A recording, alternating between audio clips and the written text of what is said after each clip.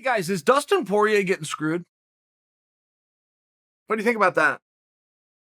It's not my question, by the way. It was a question on the Underground Forum. It was a big title, but it's a very fair question. Whoever posted that deserves a level of credit for that. It's simple, it's to the point, and we're all thinking it.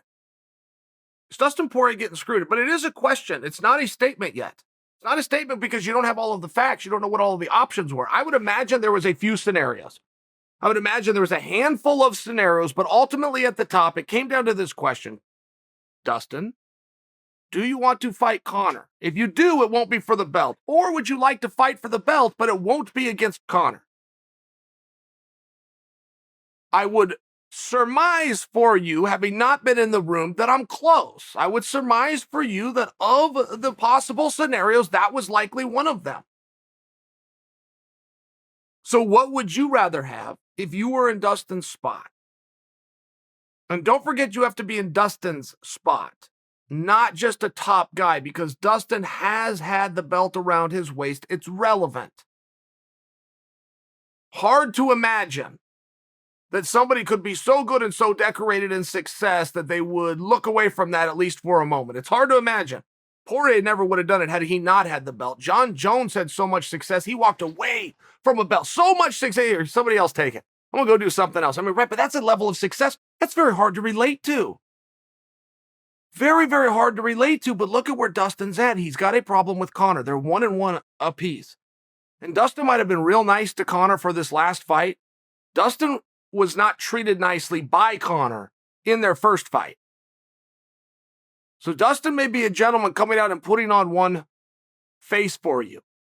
I will share with you on their first fight, Conor even approached him with a few guys and Dustin was all by himself. I'm just talking about the very first fight. It wasn't great and Dustin hasn't forgotten about it. It's also a major opportunity. It's major attention. I don't know what Dustin's contract looks like in terms of participation absent of that belt, but Red Panty Night is still a real thing. And it still only goes to one guy, and that's the opponent of Conor McGregor. So if these were your options, you can fight Conor. The red panty, that's a real thing. No belt. Or we'll put you with somebody else. There's a couple of good options over here. You've already done Gaethje once, probably won't be him. Chandler's the new face on the block, and we like that face a lot. Oliveira's over here, right? It's likely to be one of these guys. Not as many people are going to watch. It's as hard of a night out. Right? You're not getting what, there's not an easy fight here. There's 155 pounds. It's the toughest division in the sport. You guys are the top 5 guys. We understand that. So what do you want to do? Would you like to not have the trilogy fight? Would you not like to have the same amount of eyeballs, but you can have an opportunity for the belt? Or do you want a bird in the hand, which is Conor McGregor? And even on a bad night, there's going to be a real positive side of it. These are your options. What do you do? And I think Dustin made his choice. Oh, and by the way, Dana hasn't said it yet, but it appears, anytime we say appears, we end up being wrong a lot, right? But it does appear that would be a number 1 contenders fight. I mean, 155 pounds, it would appear that's a number 1 contenders fight. And you can even have your Gaethje and your Islam and get those guys together, which, by the way, on another note, when you start looking at the pieces on the board, that's getting more and more likely, which is what Islam needs. Islam just needs attention. Even if he goes and gets his ass kicked by Gaethje, people are going to tune in. I mean, what Islam really needs right now is for people to know who I'm talking about when I say Islam.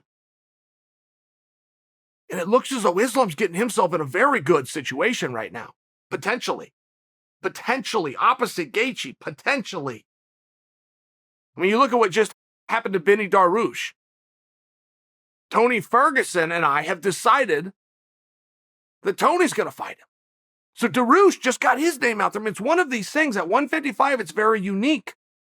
You have the top 5 fighters. You have these absolute killers. But they're also stars. And they don't want to get matched up with the rest of the field. It's one of these things, but I'm starting to see the guys at 155 starting to come to the table, starting to figure out their division. I appreciate it. We're still not seeing it at 170 pounds. There's any weight class that we as should be pissed off about, furious. It's 170 pounds. And 55 was starting to look like 170, but it's not anymore. It's not. 55 starting to open up, which is why it still gets the credit for being the toughest and most respected division in the entire sport right now. Not just the organization, the entire industry. But they also get a level of credit because we don't mind patting them on the back because they're doing things like this. They're going out there and competing. So is Dustin Poirier being screwed? He doesn't feel that way.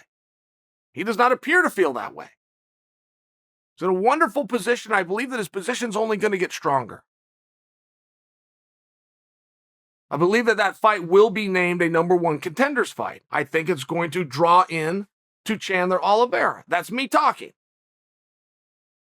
But as far as this Dustin kid, I don't know. The kids on the underground have made some very good points, but I think they made those points based on limited information. I think if you understand that there were only a couple of scenarios, I think Dustin's in a good spot.